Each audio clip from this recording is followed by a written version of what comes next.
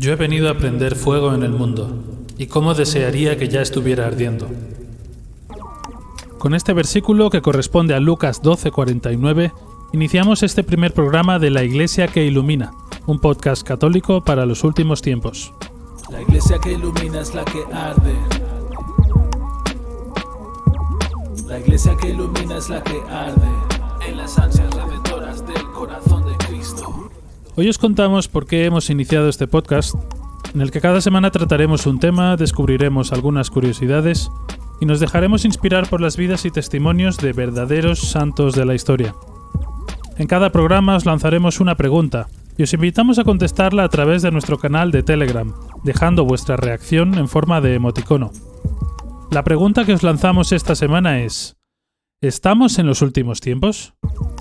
Entra en t.me/La Iglesia que Ilumina o busca La Iglesia que Ilumina en Telegram. Únete al canal y déjanos tu respuesta.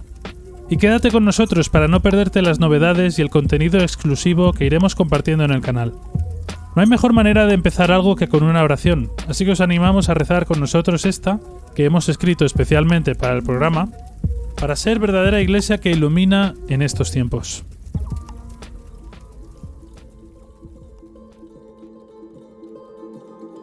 Señor mío y Dios mío, luz del mundo, camino, verdad y vida, que toda palabra de mi boca sea conforme a tu voluntad. Envía tu Espíritu Santo para que ilumine nuestro entendimiento y el de todos los que escuchen este podcast. Que encienda en nuestros corazones un deseo ardiente de amarte cada día mejor y la gracia de no separarnos nunca de ti. Queremos ser un instrumento de tu bondad y fieles apóstoles de tu palabra. Que tu Madre nos guíe en este camino y nos proteja de todo mal. Amén. Luz para mis pasos.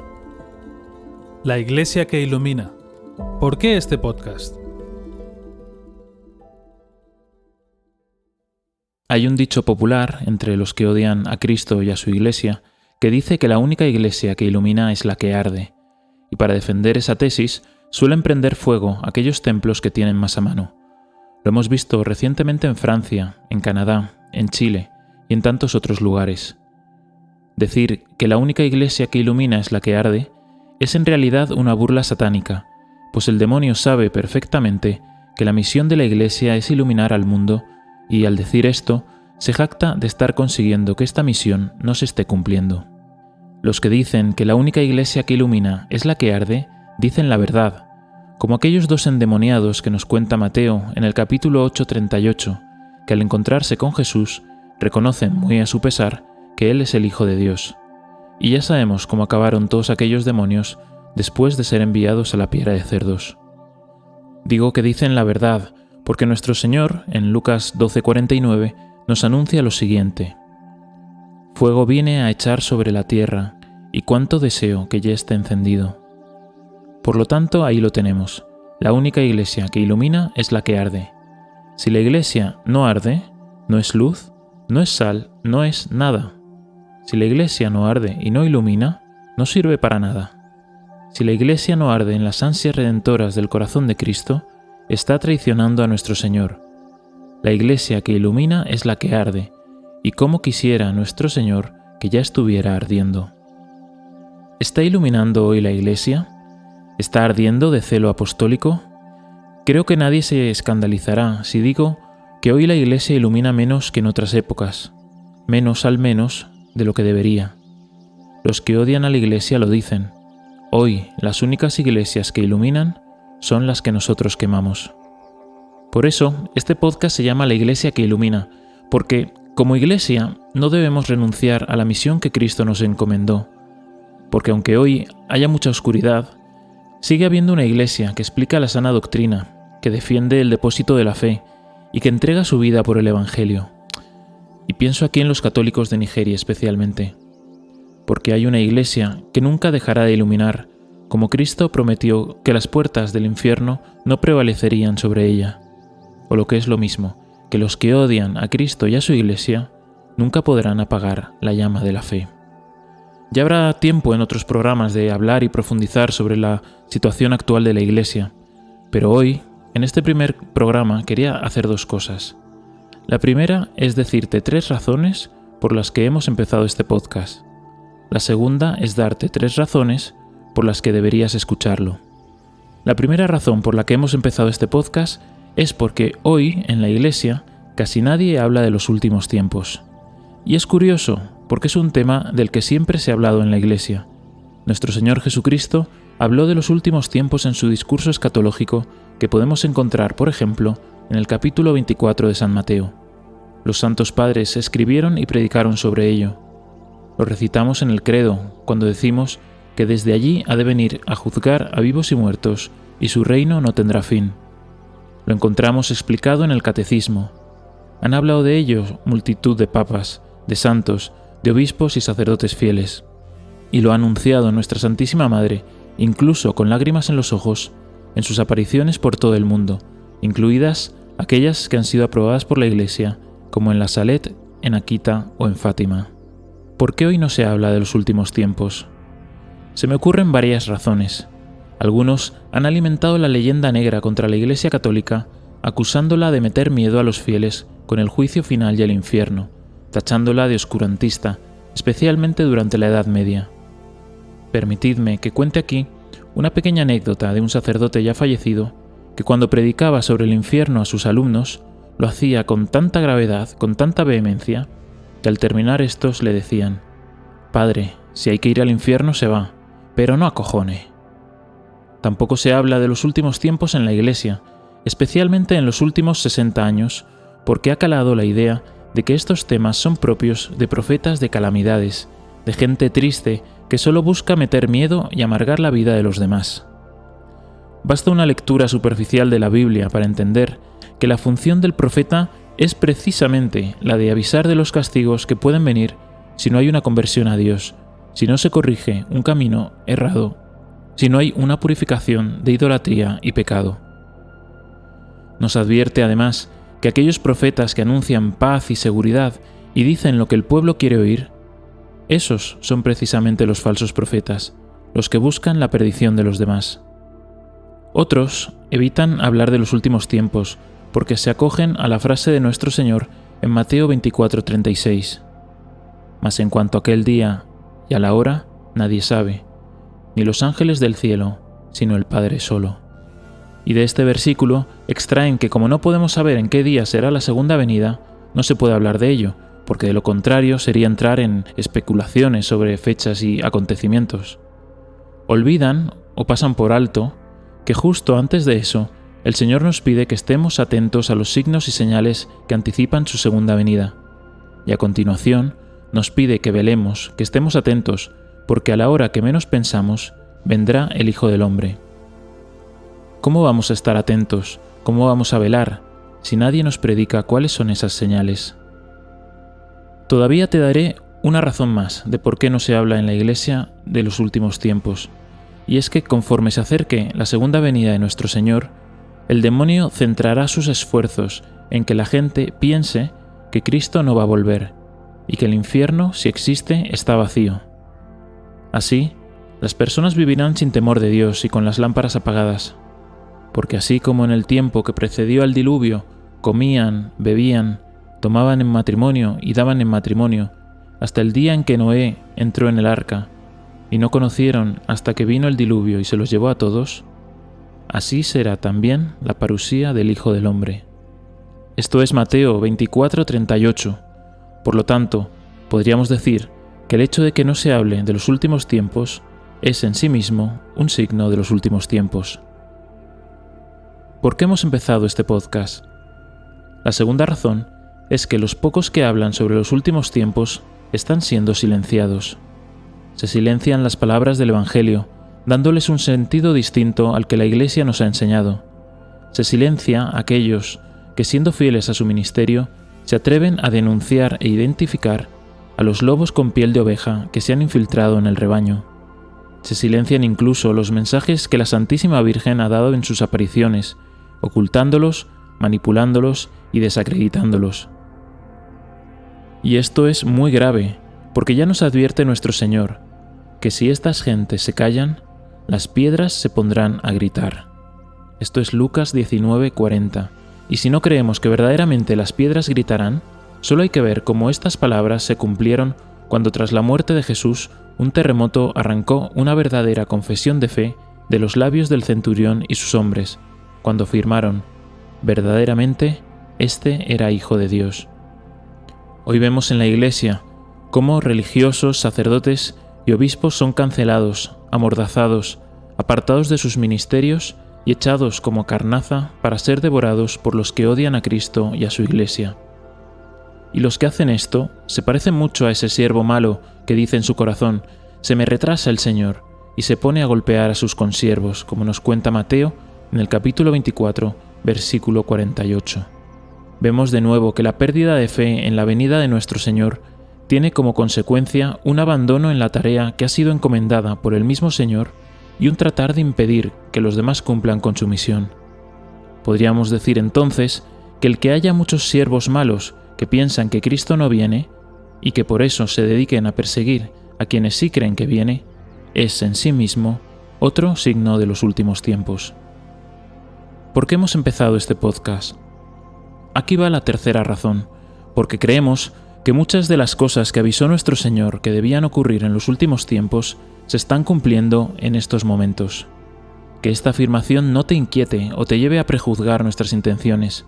No pretendemos convencer a nadie de nada, sino exponer qué nos dice el Señor que tenemos que esperar justo antes de que Él venga. Y para ello, nuestras fuentes van a ser las Sagradas Escrituras, los símbolos o profesiones de fe, los escritos de los santos padres, los documentos de los concilios, los testimonios de los santos y las apariciones de nuestra Madre, es decir, lo que la Iglesia ha enseñado al respecto.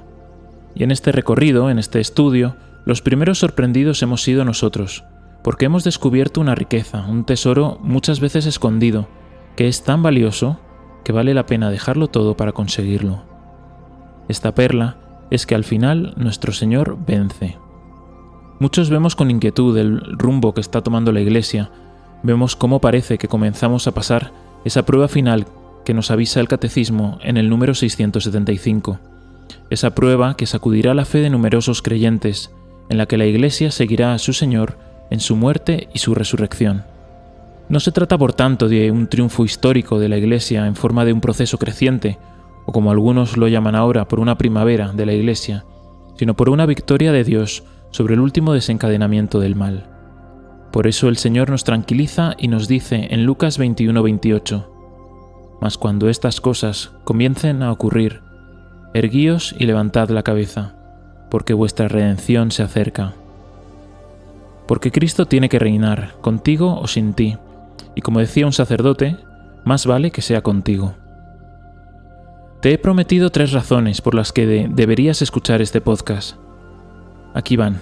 La primera es que si crees que verdaderamente estamos en los últimos tiempos, este podcast te puede ayudar a conocer todos aquellos recursos que Dios, en su infinita misericordia, ha dispuesto para que podamos vivir estos tiempos con serenidad, con esperanza y sin perder la fe. La segunda razón es que si no crees que verdaderamente estamos en los últimos tiempos, este podcast te puede ayudar a entender algunas cosas que están pasando en la Iglesia y cómo, en otras épocas pasadas, los cristianos han actuado para defender la fe frente a aquellos que odian a Cristo y a su Iglesia.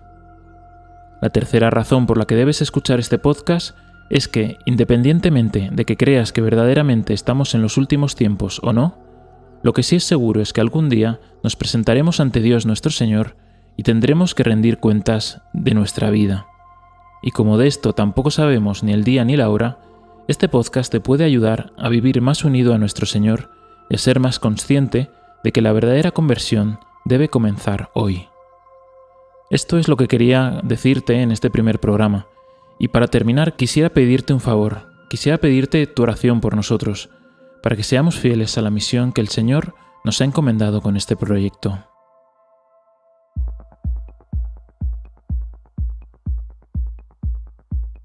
Iluminando lo escondido.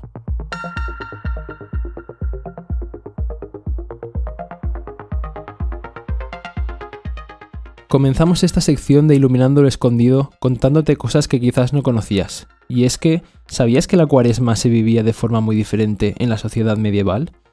En la Edad Media, este tiempo de preparación a la Pascua siempre se tomó muy en serio. La gente asumía una actitud de duelo ante la pasión de Cristo y, en consecuencia, tomaban distintas medidas que les ayudaban a prepararse correctamente. En primer lugar, en la iglesia, donde se silenciaba el órgano, se eliminaban los elementos decorativos y se prohibían las bodas y celebraciones similares. También se vio reflejado en la vestimenta. Los monarcas vestían de negro y se comportaban con seriedad manteniendo una actitud de duelo, y los campesinos seguían su ejemplo. Asimismo, otras actividades como diversiones, entretenimientos públicos y la caza estaban prohibidas. Incluso se producía un cese de la guerra durante este tiempo, conocido como la tregua de Dios. Otro aspecto fundamental en la Cuaresma es el ayuno.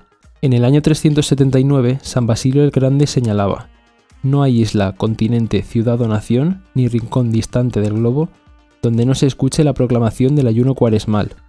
Todos por igual escuchan el anuncio y lo reciben con alegría. Este ayuno era bastante estricto, ya que todo tipo de carnes, pescados y lácteos estaban prohibidos. Por tanto, durante la Cuaresma se recurría a otro tipo de alimentos, como verduras, la leche de almendras como sustituto de la leche y los pretzels, un alimento que está lleno de simbolismo católico. La palabra latina que hace referencia a pretzel es bracele, que significa brazos pequeños, y hace referencia a la postura de oración antigua, que consiste en juntar los brazos cruzados sobre el pecho. Fueron inventados por un monje en los años 600 como un pan de Cuaresma que no contenía lácteos ni huevos, y era consumido exclusivamente en este periodo. Por otra parte, sus 3 agujeros representan la Santísima Trinidad, y muchos vieron en este alimento la forma de una cuerda, símbolo de las cuerdas que ataron las manos de nuestro Señor durante la Pasión. Además, era un alimento que se repartía en cantidad a los pobres durante la Cuaresma. Como se puede ver, el ayuno era el acto central de la Cuaresma, y también se hacía otro tipo de ayuno. Muchos católicos de la antigüedad practicaban la continencia en sus matrimonios durante esta temporada santa para que pudieran enfocarse más en el espíritu y menos en la carne. En resumen, todas estas prácticas renovaron las energías del pueblo, le dieron fuerza para luchar contra las tentaciones, y esta moderación que pusieron sobre la sensualidad les ayudó a purificar sus almas. Desde luego, si comparamos todo esto con cómo vivimos la Cuaresma hoy en día, a mí por lo menos me da un poco de vergüenza, no sé a vosotros. De todas formas, lo más importante que debemos tener en cuenta cuando pensamos en los últimos tiempos es nuestra propia conversión, y unido a la conversión está esa disponibilidad al sacrificio y la entrega por amor a Dios. Por todo esto, le pedimos a Jesús crucificado que nos renueve el cuerpo y sobre todo el alma durante este tiempo.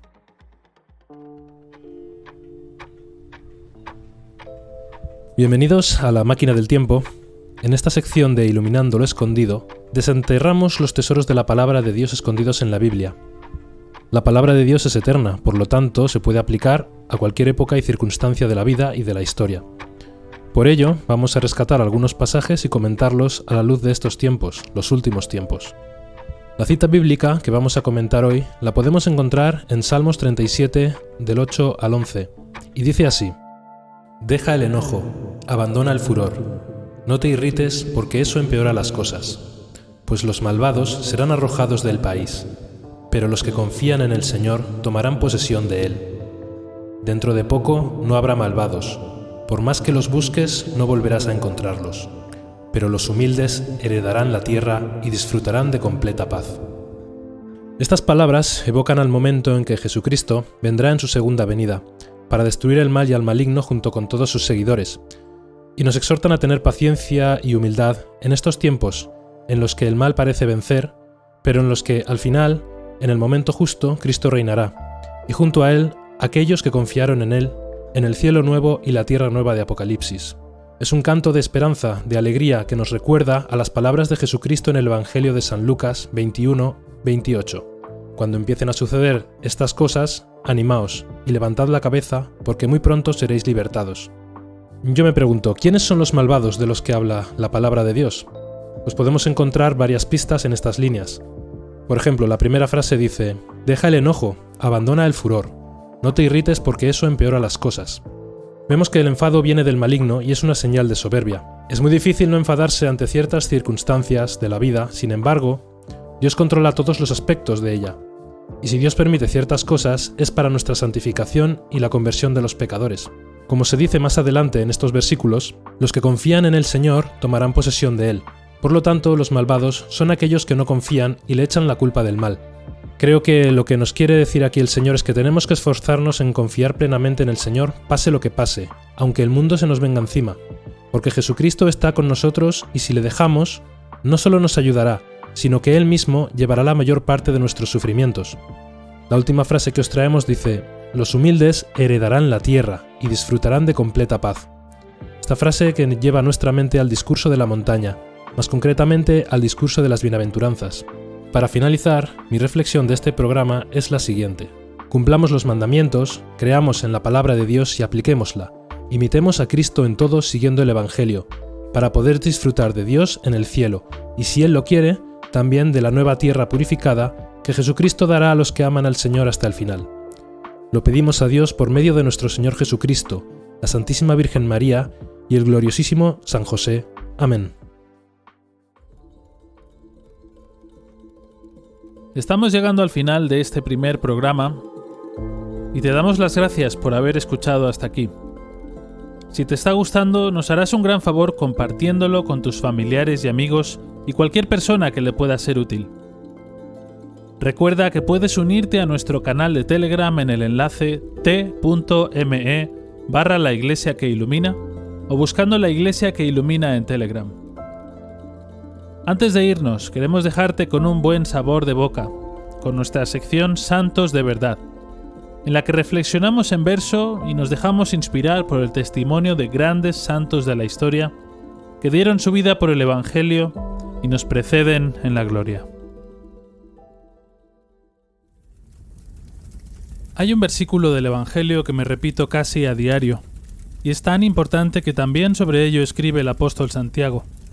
Sí, sí, no, no. Esto manda el Señor que digamos, ya que todo lo que excede a esto viene directamente del malo.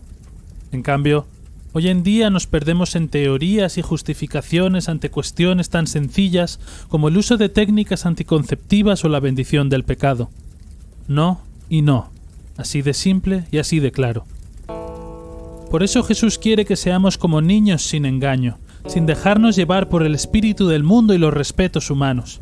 Defender la verdad con valentía y respeto, pero sin descaro, igual que lo hicieron Justo y Pastor, los santos de verdad que hoy recordamos. Santos de verdad. Corría el siglo IV, aunque el tiempo parecía no avanzar para los cristianos de aquella época. Era el tiempo de la gran persecución, la del emperador Diocleciano. La última gran persecución antes de que el Imperio Romano se convirtiera al cristianismo. En la actual Alcalá de Henares, entonces con Pluto, se fueron haciendo eco los edictos cada vez más violentos del emperador en la figura del gobernador Daciano, a quien no temblaba la mano para llevar a cabo el señalamiento, la persecución y el asesinato de los cristianos. Decenas, cientos y miles de cristianos fueron martirizados en las provincias romanas, derramando su sangre como semilla de nuevos cristianos. Justo y Pastor, de 7 y 9 años respectivamente, se encontraban en la escuela. De repente, llevados por un santo ardor, dejaron sus cosas y salieron de la escuela sin vacilar para presentarse ante el gobernador Daciano y confesarse seguidores de Jesucristo. Bien sabían ambos que el castigo para tal confesión era la muerte. ¿Cuál debió ser la reacción del gobernador ante la santa insolencia de los niños? Quizás incluso su alma, anestesiada por el pecado, emitiría un último grito de auxilio. Un grito que se apagaría por la soberbia y el odio y se tornaría rápidamente en un grito de condena cruel contra los dos niños. Mientras eran conducidos al lugar del suplicio, mutuamente se estimulaban los dos corderitos, porque Justo, el más pequeño, temeroso de que su hermano desfalleciera, le hablaba así: «No tengas miedo, hermanito, de la muerte del cuerpo y de los tormentos. Recibe tranquilo el golpe de la espada, que aquel Dios que se ha dignado llamarnos a una gracia tan grande nos dará fuerzas proporcionadas a los dolores que nos esperan». Y Pastor le contestaba: «Dices bien, hermano mío, con gusto te haré compañía en el martirio para alcanzar contigo la gloria de este combate». Los dos hermanos fueron ejecutados sin compasión, pero mientras sus cuerpos yacían sin vida, sus almas ascendían a la verdadera vida, coronados mártires entre aquellos que lavaron sus vestiduras en la sangre del Cordero, para habitar eternamente en la Jerusalén celeste con Jesús, el único que nos sostiene y nos salva.